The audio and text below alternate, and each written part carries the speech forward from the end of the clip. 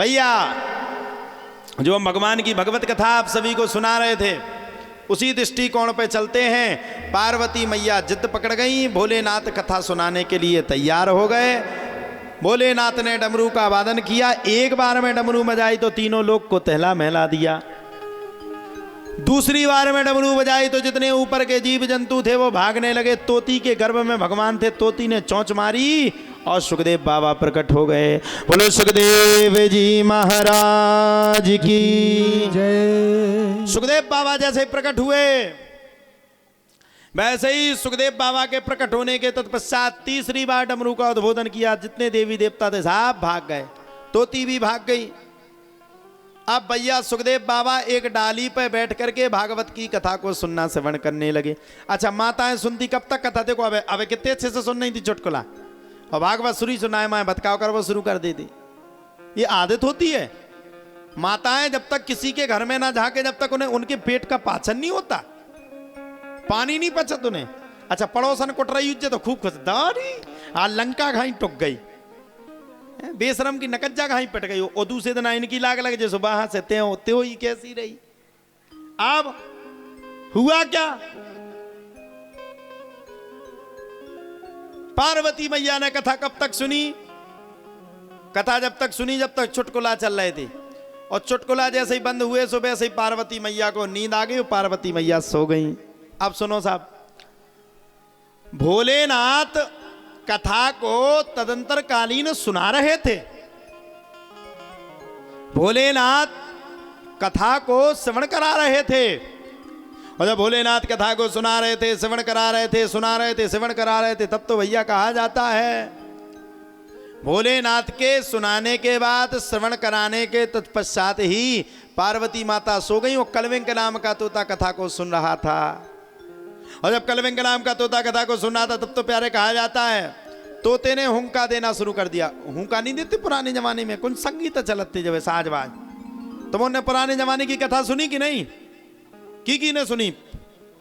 हाँ, ऐसी होती पुराने जमाने में कि एक तखत लगाओ, तखत के ऊपर ऊपर ऊपर कोरी कोरी धुतियां डर गई, और आम के घोरा लग गए, और केरा के पत्ता लग गए, और एक घंटी बजावे बाय बैठ गए, वो टन उड़ा देते। और महाराज ने कथा शुरू करी, और ठंडन के टाइम ज्यादा होती है, सुनिए आप लोगों ने। और बूढ़े बूढ़े टुकड़ा बैठ गए, मई के मई उंगा रहे, जो पता नहीं किताएं चली कथा। तो पहले के जमाने में कत्ते का हुंका दो जब कथा होती। सुखदेव बाबा ने भी हुंकार देना शुरू कर दिया, हुंका देवे बार बार। पूरी कथा को श्रवण कर लिया। भोले बाबा ने पूरी कथा को सुना दिया, और पूरी कथा को सुनाने के तत्पश्चात ही भोलेनाथ बड़े भारी प्रसन्न हो गए। और भोलेनाथ जैसे ही प्रसन्न हुए, भोलेनाथ ने सोचा चलो भैया, देवी को मैंने संपूर्ण कथा को सुना दिया, रसस्वादन करवा दिया, रसपान करवा दिया। अब ये जब सबरी कथा हो गई तो मैं एक काम करता हूं, अब मैं जयकारा बोल देता हूं। अब लास्ट में जयकारा होता है। भोलेनाथ ने कहा बोलो भागवत महापुराण की। तो जितनी सो रही थी माता वो भी उठ गई, पार्वती मैया उठ गई, जय हो। मई के मई एड़ाई भी गल गई। बता भोलेनाथ, हो गई कथा? बोले हाँ। बोले कब हो गई? हम तो सो गए थे। भोलेनाथ का दिमाग खराब हो भैया, पूरी कथा को सुना कर दिया, पूरी कथा को श्रवण करा दिया, फिर भी पार्वती कह रही कि हम सोते रहे। फिर किसने कथा सुनी? सामने दृष्टि गई, एक डाली पे सुखदेव बाबा बैठे हुए थे। भोलेनाथ को इतना क्रोध आया, इतना क्रोध आया, इतना क्रोध आया, इतना क्रोध आया कि भैया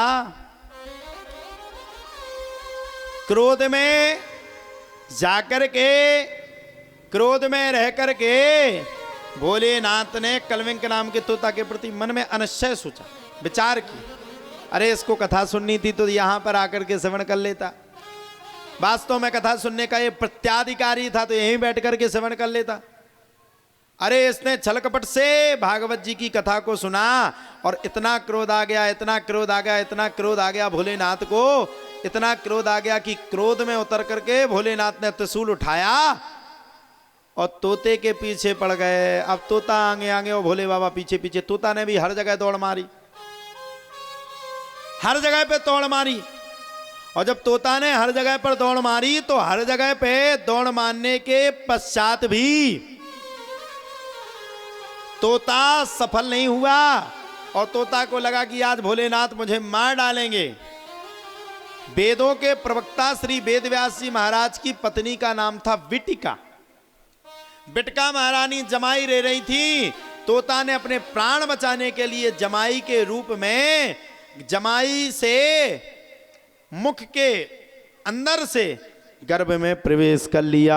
बोलो सुखदेव जी महाराज की जय। 12 वर्ष तक सुखदेव बाबा अपने मां के गर्भ में रहे। कितने वर्ष तक रहे? 12 वर्ष तक मां के गर्भ में। 12 वर्ष तक सुखदेव बाबा मां के गर्भ से बाहर नहीं निकले। 12 वर्ष तक, बताओ साहब, 12 वर्ष तक मां के गर्भ में से बाहर नहीं निकले। और क्यों नहीं निकले? उन्होंने मन में विचार किया, अगर मैं मां के गर्भ से बाहर निकल गया तो ये दुनिया की माया मुझे छेड़ देगी, दुनिया की माया मुझे परेशान कर देगी। और दुनिया की माया में अगर मैं परेशान हो गया तो मैं भगवान की भक्ति नहीं कर पाऊंगा। और जैसे 12वें वर्ष में सुखदेव बाबा ने जन्म लिया और जन्म लेते ही साथ सुखदेव बाबा दौड़ लगा करके चले गए। बोलो सुखदेव जी महाराज की जय। पिता ढूंढ रहे हैं, जैसे भगवान राम ने माता सीता को खोजा लेकिन सुखदेव बाबा नहीं मिले। पिताश्री लौट करके आ गए। और लौट करके जैसे ही आए सो आकर के दुख में व्यतीत होकर के विराजमान हो गए। अच्छा भैया, जो जिस चीज का नशाबाज हो, जो जिस चीज की नशा करता हो, नशा जानते हो आप? नशे की लत है, बड़ी गलत है। अच्छा, वो नशा नहीं गुटखा वाला नहीं, वो नशा नहीं शराब वाला नहीं। कौन सा नशा? गुटखा शराब वाला नशा नहीं। नशा कौन सा साहब? नशा भगवान नाम संकीर्तन का। देखो, दारू पियोगे तो मर जाओगे, किडनी मिडनी खराब हो जाएंगी। गुटखा खाओगे, लाला ओ लाला, गुटखा खाओगे तो मुख बंद है जाएगा, हैं? हो जाएगा कि नहीं? अब नशा किस बात का करना है? किस बात का करना है? गुटखा नहीं खाओ, बीड़ी नहीं पियो, सिगरेट नहीं पियो। अरे यार, नशा करना है तो एक चीज का करो। हम भी तो नशा करते, हम बिना नशा के नहीं रह सकते। हमें किसका नशा है? हमें ऐसा नशा है, हम मर भी जाएंगे फिर भी हमें लालसा उस नशा की लगी रहेगी। नशा करना है तो राधा रानी और भगवान श्री कृष्ण के नाम का नशा करो, जो चढ़ते चढ़ जाए और जीवन में कभी ना उतर पाए। ये नशा करो साहब, है? ऐसा नशा मत ही करो कि कुछ समय के बाद वो पूरा हो जाए। नशा कैसा करो जो हमेशा जला रहा है। भैया, हम तो वही नशा करते हैं। हम तुम लोगों जैसे पागल नहीं 100 रुपया 200 रुपया बर्बाद कर रहे हैं। हम तो सीधा सीधा डायरेक्ट काम करते हैं। नशा किस काम का करते हैं? बोले हम राधा रानी के नाम के नशेबाज हैं। हमसे जो जहां की कहे हम वहां कथा सुनाने के लिए तैयार हैं। नशा करना है तो प्रभुत्व का नशा करो, नशा करना है तो धर्म का नशा करो, नशा करना है तो कर्म का नशा करो। अरे नशा करना है तो किसी का कल्याण कर दो, यही नशा है। हमें क्या जरूरत है? एक बात बताओ, हम पूछना चाहते हैं, आज जितने स्यावनी वाले बैठे, मेंदवारा वाले बैठे, हमें क्या जरूरत है जो हम आपके मेंदवारा स्यावनी के बीच में राधा पाठशाला बनवा रहे? बताओ। हमें पढ़ना या हमारे बच्चे? हमारी बच्ची तो देखो पढ़ेगी, या हम आपसे ये पूछ रहे, हमारा कुल तो पढ़ना नहीं। हमारी बच्ची पढ़ ली, ठीक है, पढ़ ली, उसके नाम से राधा पाठशाला। क्या हमारा कोई उसमें निजी स्वार्थ है? हम अभी दीपावली के समय पे गए, बच्चियों को क्यों जाकर के बस्ता बांटे? अच्छा, हमने बस्ता बांट दिया, कोई ने पछाई से जाके दे महाराज का तो ई गांव में सरपंची लन्ने।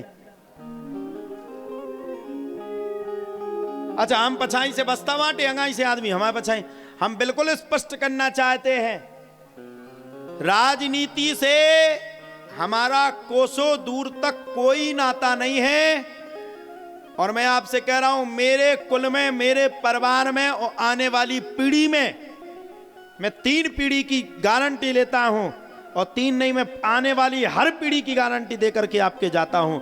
हमारे परिवार का कोई व्यक्ति राजनीति में कभी नहीं आएगा, जीवन में नहीं आएगा। हमें कोई राजनीति की जरूरत नहीं है। बजा बजाओ ताली, का नहीं बजा रहे, कोई जरूरत नहीं। और सुन लो हमारी बात, हम खुल के कह रहे, हम राजनीति करके करेंगे क्या? हमें तो चाहे 10 दिन में 50 लाख को दे रहा हो, क्या करेंगे हम? हमें कुछ नहीं करना।